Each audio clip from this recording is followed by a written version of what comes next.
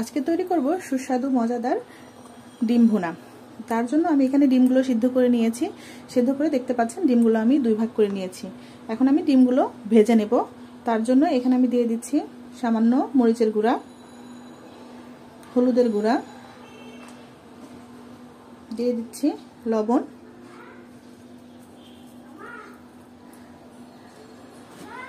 দিয়ে দিচ্ছি একটু রসুন বাটা আর একটু আদা বাটা। এখন এটা খুব ভালো করে মাখিয়ে নিতে হবে। একটু সময় নিয়ে মাখাতে হবে, না হলে ডিমগুলো যেহেতু ভাগ করা কুসুমটা বের হয়ে যাবে। তো আমি মাখিয়ে নিচ্ছি। ডিমগুলো মাখানো হয়ে গেছে, এখন ডিমগুলো ভেজে নিচ্ছি। ফ্রাই প্যানে তেল গরম হয়ে গেছে, এখন আমি মেখে রাখা ডিমগুলো দিয়ে দিচ্ছি।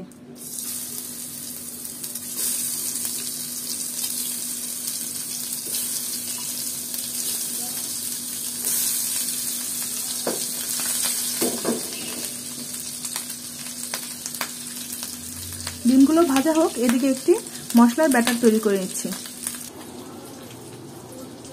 প্রথমে দিয়ে দিচ্ছি রসুন বাটা, তারপর দিয়ে দিচ্ছি আদা বাটা, এরপরে শুকনো মশলা দিয়ে দিব।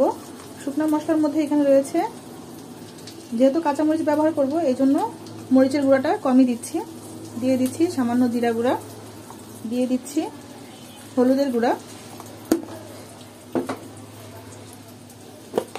আর দিচ্ছি লবণ। যেহেতু ডিম ভাজার সময় লবণ দিয়েছি এজন্য একটু লবণটা কম দিচ্ছি, লাগলে পরে দেওয়া যাবে। এখন এখানে একটু পানি দিয়ে দিচ্ছি।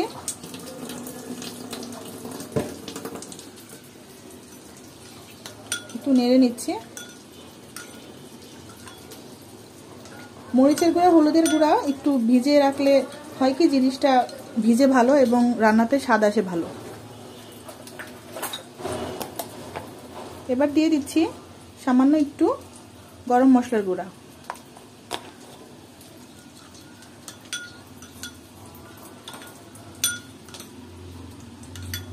এখন দেখে আসি আমাদের ডিমগুলো ভাজা হলো কিনা। ডিমগুলো ভাজা হয়ে গেছে, এখন আমি এগুলোকে তুলে নিচ্ছি। ডিমগুলোকে আমি উপর করছি না, কারণ উপর করলে দেখা যাবে কুসুমগুলো বের হয়ে আসবে, এজন্য আমি এভাবে রেখেছি। এখন এগুলোকে তুলে নিচ্ছি। এখন এই তেলে আমি কয়েকটা আলু ভেজে নিব।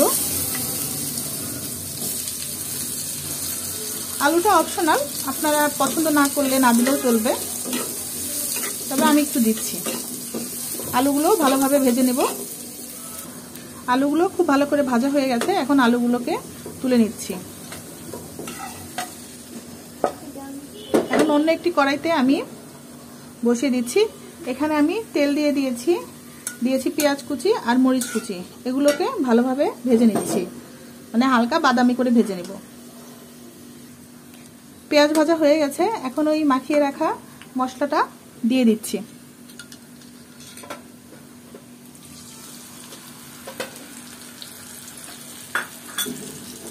আর ভেজে রাখা আলু দিয়ে দিচ্ছি। এখন মশলা দিয়ে আলুটা খুব ভালো করে কষিয়ে নিচ্ছি। এ পর্যায়ে আমি আরেকটি জিনিস দিব, সেটি হচ্ছে এখন হচ্ছে মটরশুঁটির সময়। যে কোনো সবজিতেই আপনি মটরশুঁটি দিতে পারেন, দিলে ভালো লাগে। আমি তাই এখানে কিছু মটরশুঁটি দিয়ে দিচ্ছি।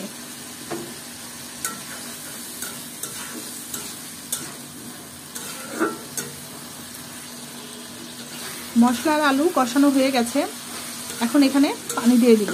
যেহেতু ঝোল খুব পাতলা হবে না, এজন্য অল্প পানি দিলেই হবে। আবার আলুগুলো ভেজে নেওয়া হয়েছে।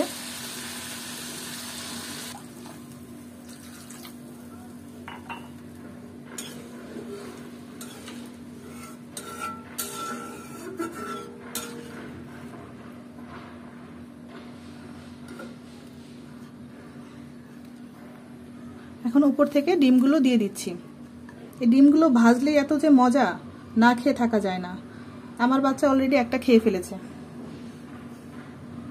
আর ভুনা করলে তো কথাই নেই, আরো বেশি মজা। অপেক্ষা করছি ঝোলের পানিটা একটু কমে আসা পর্যন্ত, এবং দেখিয়ে দিচ্ছি কি পর্যায়ে নামাতে হবে। দেখতে পাচ্ছেন তরকারির ঝোলটা বেশ গাঢ় হয়ে এসেছে। এ পর্যায়ে এখন দিয়ে দিচ্ছি সামান্য একটু ভাজা জিরার গুঁড়া।